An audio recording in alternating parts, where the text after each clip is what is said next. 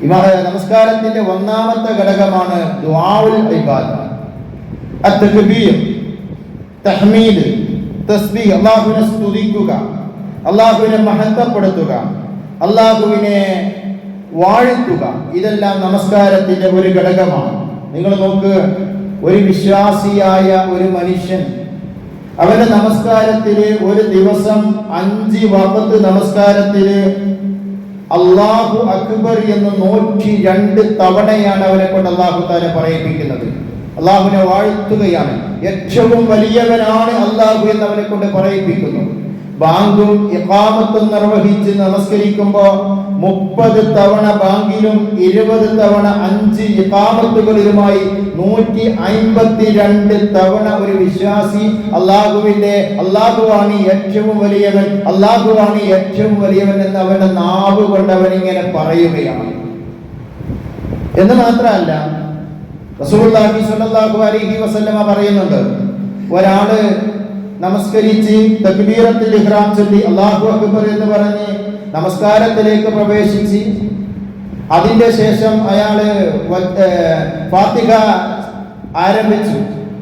ആ ഫാത്തിഹയെ സംബന്ധിച്ച് റസൂലുള്ളാഹി സ്വല്ലല്ലാഹു അലൈഹി വസല്ലമയുടെ ഖുദ്സിയായ ഒരു ഹദീസ്, അല്ലാഹു തആല പറയുന്ന വാക്ക്, നമസ്കാരം എന്റെയും അടിമയുടെയും ഇടയിലുള്ള ഒരു ഇബാദത്താണ്. അത് പകുതി എനിക്കുള്ളതാണ്, പകുതി അവന്റെ കാര്യമാണ് അവൻ പറയുന്നത്. എന്നിട്ട് റസൂലുള്ളാഹി സ്വല്ലല്ലാഹു അലൈഹി വസല്ലമ പറയാൻ, അല്ലാഹു തആല പറയുന്നതായിട്ട് അൽഹംദുലില്ലാഹി റബ്ബിൽ ആലമീൻ എന്ന് നമ്മൾ ഫാത്തിഹ ഓതുമ്പോ, നമ്മളത് പറയുമ്പോ അല്ലാഹു തആല പറയാണ്, ഹമദനി അബ്ദി, എന്റെ അടിമ എന്നെ സ്തുതിച്ചിരിക്കുന്നു എന്ന്. നമ്മൾ അൽഹംദുലില്ലാഹി റബ്ബിൽ ആലമീൻ എന്ന് പറയുമ്പോൾ അല്ലാഹു തആല നമ്മളെ സംബന്ധിച്ച് പറയുന്നു, ഹമിദനി അബ്ദി, എൻ്റെ അടിമ എന്നെ സ്തുതിച്ചിരിക്കുന്നു എന്ന്. അർ-റഹ്മാനിർ റഹീം എന്നുള്ള ആ ആയത്ത് നമ്മൾ പാരായണം ചെയ്യുമ്പോൾ അല്ലാഹു തആല അവിടെയും പറയുന്നു, അസ്നാ അലൈഹി, എന്നെ അവൻ പുകഴ്ത്തിയിരിക്കുന്നു എന്ന്.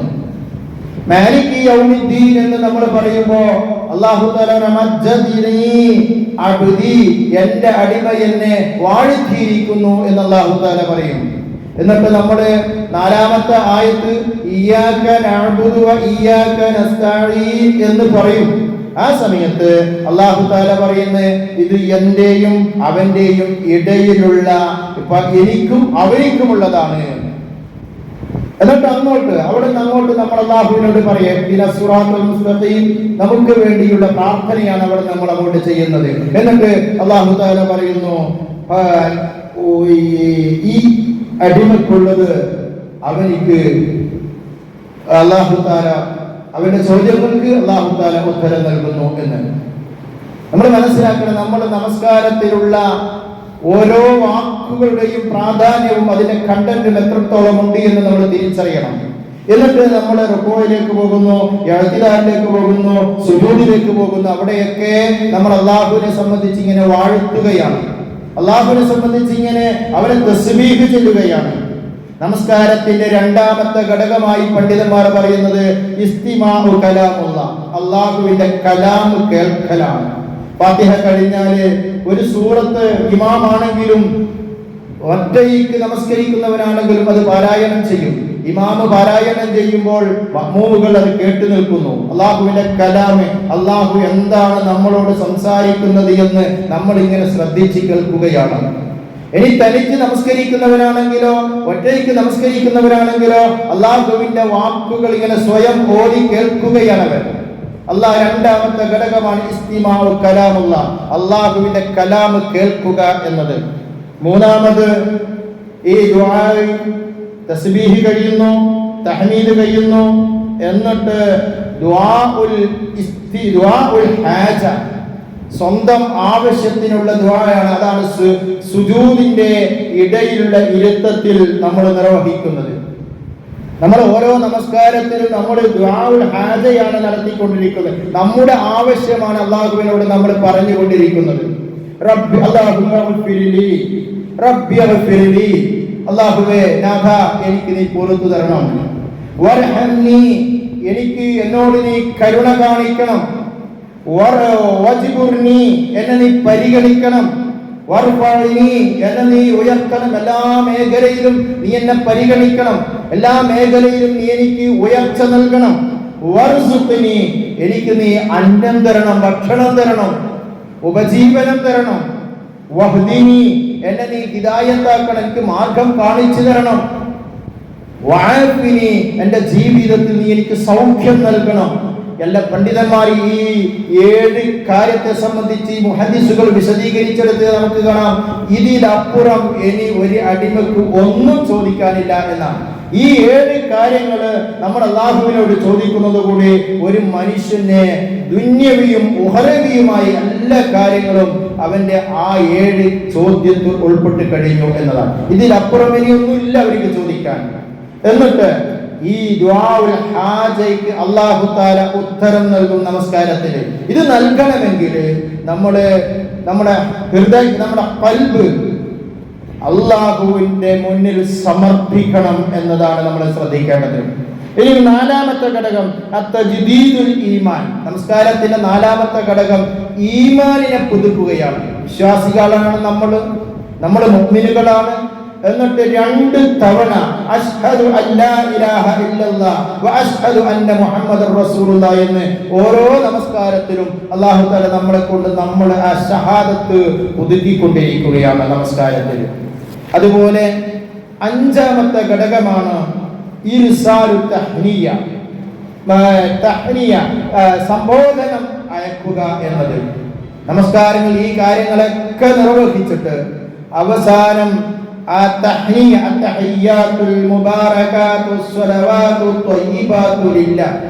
നിങ്ങൾ നോക്ക്, മഹാനായ റസൂലുള്ളാഹി സ്വല്ലല്ലാഹു അലൈഹി വസല്ലമ മിഅ്റാജിന്റെ രാത്രിയിൽ അല്ലാഹുവിന്റെ മുന്നിൽ വെച്ചിട്ട് പറയുന്ന ഒരു വാക്കാണത് അത്തഹിയ്യാ.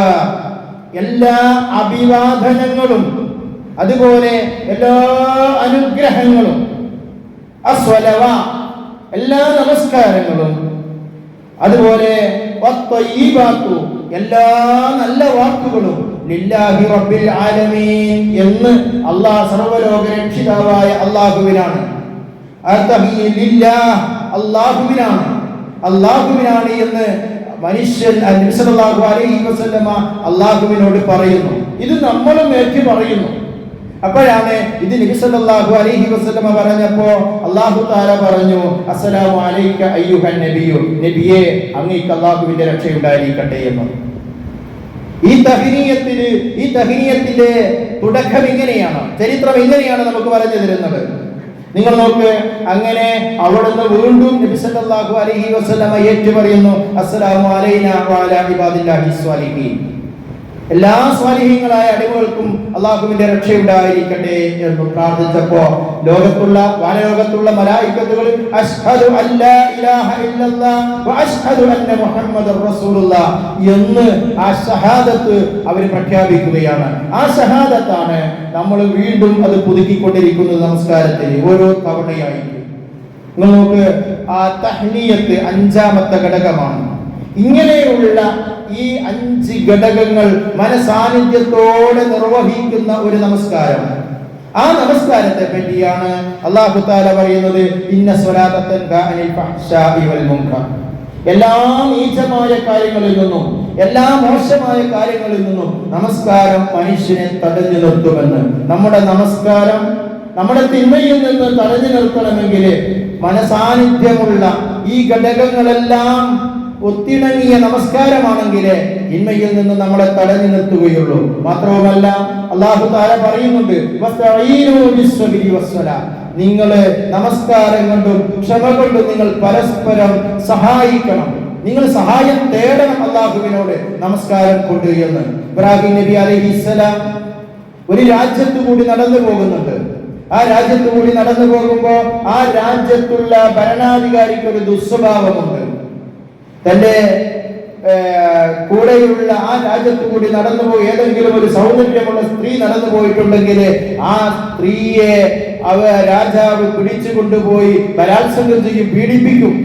അങ്ങനെ ഇബ്രാഹിം നബി അലൈഹിസ്സലാമിന്റെ ഭാര്യയായ സാറ അലൈഹിസ്സലാമിനെയും അതേപോലെ രാജാവ് പിടിച്ചു കൊണ്ടുപോകുന്നുണ്ട്.